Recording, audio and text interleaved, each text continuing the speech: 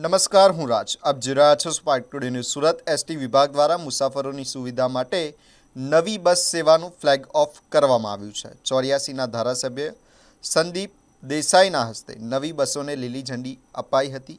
નવી વ્યવસ્થા હેઠળ અડાજણથી નહેરુનગર વચ્ચે વોલ્વો બસ સેવા શરૂ કરવામાં આવી છે, જ્યારે ઉધનાથી અમદાવાદ વચ્ચે ગુર્જર નગરી બસ બાયપાસ રૂટ મારફતે દોડાવવામાં આવશે. તે ઉપરાંત બારડોલીથી મોડાસા વચ્ચે એક્સપ્રેસ બસ સેવા પણ શરૂ કરવામાં આવી છે, જે સીધી ગોધરા થઈ લુણાવાડા અને મોડાસા સુધી જશે.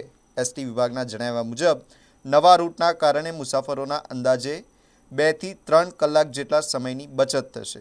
નવી બસ સેવાઓ શરૂ થતાં મુસાફર જનતામાં ખુશીનો માહોલ જોવા મળી રહ્યો છે. ગુજરાત સરકારના માનનીય મુખ્યમંત્રી ભૂપેન્દ્રભાઈ પટેલ સાહેબ, નાયબ મુખ્યમંત્રી હર્ષભાઈ સંઘવીની આગેવાનીમાં આજે ગુજરાત સરકાર તમે જો તો દરેક ગામોની અંદર, શહેરોની અંદર નવી બસો મૂકીને પ્રજાને એક સારો સંદેશ આપી રહી છે કે તમારે હવે જે બસો છે એ એસી બસો, લક્ઝરી બસો કે તમને આરામદાયક થાક નહીં લાગે. અમદાવાદ જવું હોય તો તમારે એસી બસો તો ખબર નહીં પડે કે તમે અમદાવાદ આવી ગયો.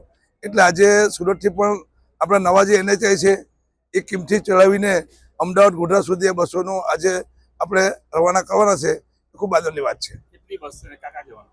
આજે લગભગ 3 બસ છે. એક સુરતથી નહેરુનગર અમદાવાદ છે, બીજી ઉધનાથી અમદાવાદ છે, ત્રીજી બારડોલીથી મોડાસા છે, ગોધરા લુણાવાડા, એમ કરીને આજે 3 છે. અલગ અલગ રોજે રોજ વિધાનસભા વિસ્તારમાં અલગ અલગ ધારાસભ્ય બસો રવાના કરે જ છે.